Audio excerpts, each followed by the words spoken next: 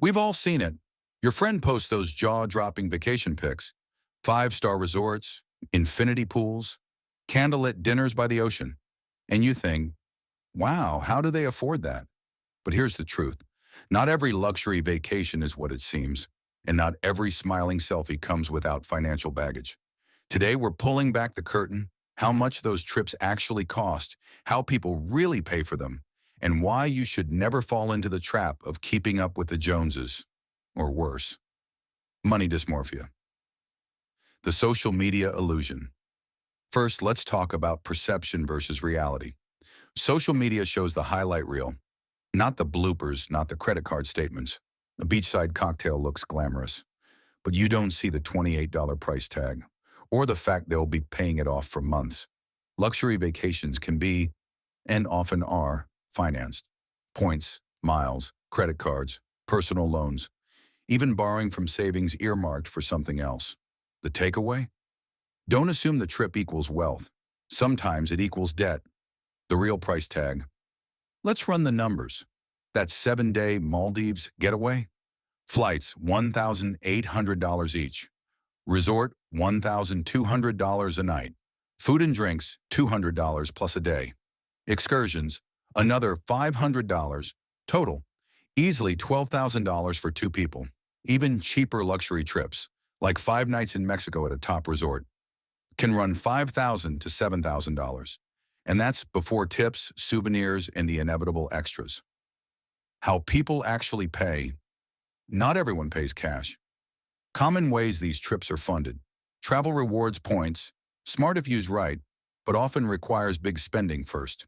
Credit cards, high interest if not paid in full. BNPL for travel, monthly payments, sometimes with hidden fees. Pulling from emergency funds, risky if a real emergency hits. Side hustle money, the most sustainable of these. The truth? Some people simply go into debt for the experience, and debt doesn't show up in the Instagram post. The Joneses trap? Here's the danger. You see the trip, you want the trip, so you start stretching your budget, or worse, financing a lifestyle you can't sustain. That's keeping up with the Joneses. Spending money you don't have to impress people who aren't paying your bills. The problem is, it steals from your future wealth. The money you could be investing gets sunk into a moment that's over in a week. Money dysmorphia. Money dysmorphia is when your perception of your finances doesn't match reality. You feel broke when you're doing fine, or you feel rich because you have credit available, when in reality, you're buried in debt. Luxury vacations amplify this. You feel wealthy because you're living like the wealthy, even if your bank account is telling a different story. The hidden opportunity cost? Here's what most people miss. That $10,000 vacation, if invested instead at 8% return, could be $46,000 in 20 years. One trip now could mean delaying your financial freedom by years. That's the trade-off no one talks about in the travel blog. How to travel without sabotaging your finances. Here's the good news. You can still travel. You can still enjoy amazing experiences without tanking your wealth. Tips. Save specifically for travel.